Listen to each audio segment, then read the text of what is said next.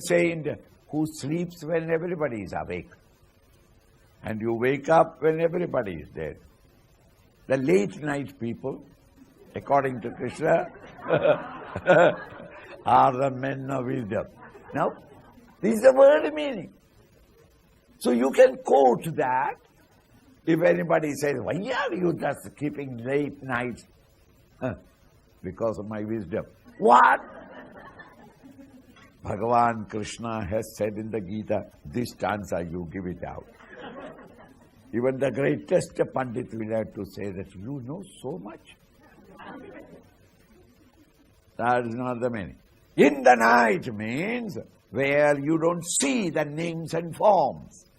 In the darkness, you cannot see the world of names and forms.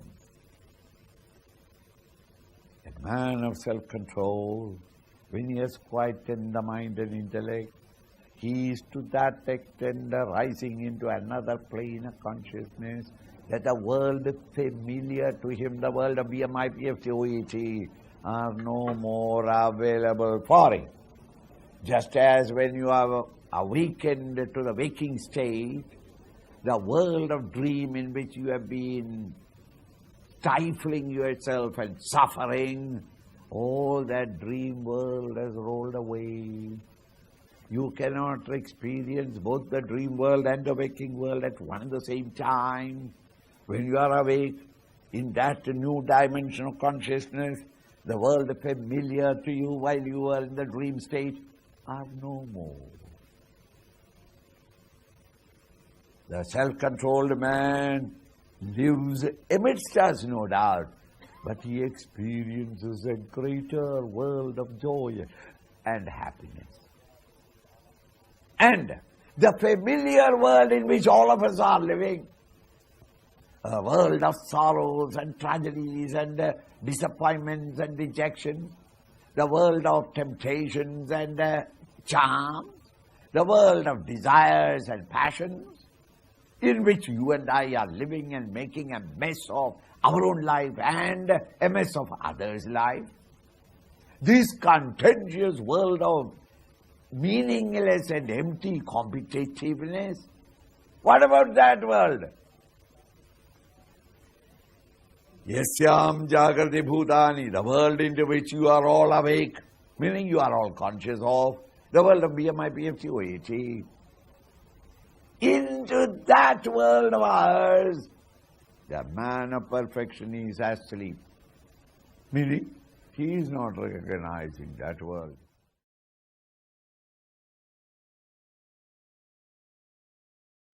Here is an example from the world. Apuryamanam, ever full to the brim, achala pratishta, without any movement. Pratishta, well established, are the waters of the ocean, isn't it? Ocean is always full. Not like a lake or a tank, that in summer it is less, in winter more, or in rainy season more. Ocean is always full up to the brim. Samudram apaha, the waters of the samudra, is ever the same, complete and full. And into this full, brimful ocean, millions of gallons of waters of various rivers in the world are pouring every moment the waters into the ocean, isn't it? Apa pravishanti sarve. All kinds of waters are entering into the ocean. The ocean is already full to the brim. And so many millions of gallons. If you go on looking at the total number of rivers, and all of them bringing so much of water into the ocean, and yet never can you say that because of the rainy season the ocean is overflowing. Never has it done. It never comes 1 inch more in your land. In the same way, even though the master's mind also desires enter into the master's mind, it never overflows.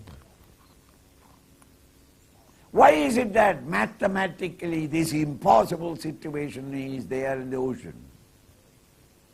Ocean is always full, we know it, brim full. And millions of gallons of waters are constantly, every minute pouring into the ocean. And yet the ocean is never flooded. Why? Because of its vastness. All the oceans are interconnected. And it is around the world. Even though each river is bringing gallons of water, all of them added together is almost insignificant. Therefore it is not overflowing.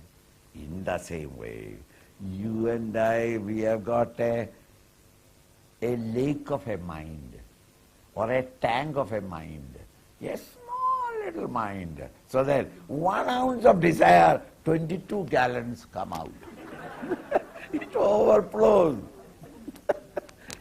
While their mind is as vast as the oceans. Their mind is in love, expanded to embrace the entire universe. And into that wondrous mind, if a desire of this or that enters, it doesn't show. It just enters, no doubt, but it cannot express itself into any responses from him. He will not froth out of that desire and try to rush out and acquire and possess that object in the world outside.